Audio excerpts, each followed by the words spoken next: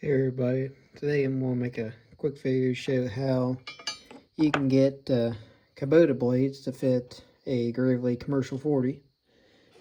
So you'll need a 1.5 to 1 inch bushing. These are, let me see if I can find a spot.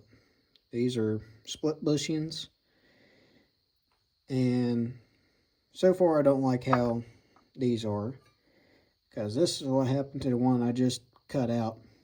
You can see it mushroomed it pretty good, so I gotta go and deburr it, and I'm going to cut that slit a little bit open a little bit more, and we'll clamp it around a spare spindle I got to go and get it back to round. But all your bushing's doing is your Kubota blades are 1.1/8 center hole.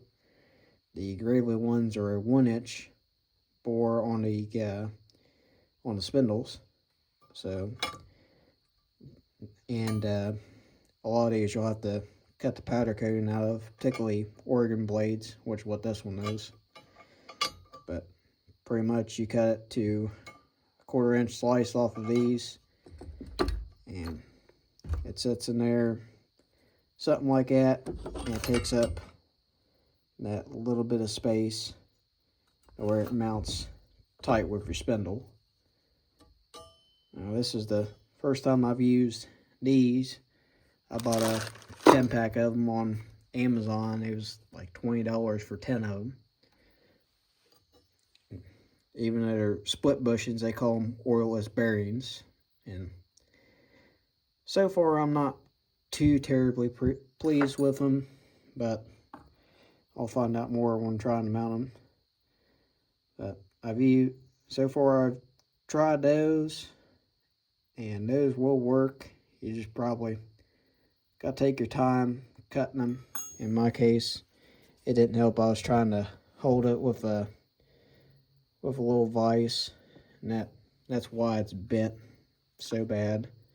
But I've used 1 to 1.1/8 crankshaft adapters that has the 1/4 inch keyway in it. I've used them for quite a while, and they work pretty good. And they're made out of high carbon steel, so they spring back a lot easier compared to these, or some kind of mild steel. So they cut a little bit easier, but at the same time they deform real easy in the vise. But either one of them will work as long as you can get 1/8 inch spacer for that. And that's pretty much how you can make your spacers. But regardless, unless you cut them with a hacksaw, you're going to have to go and deburr them.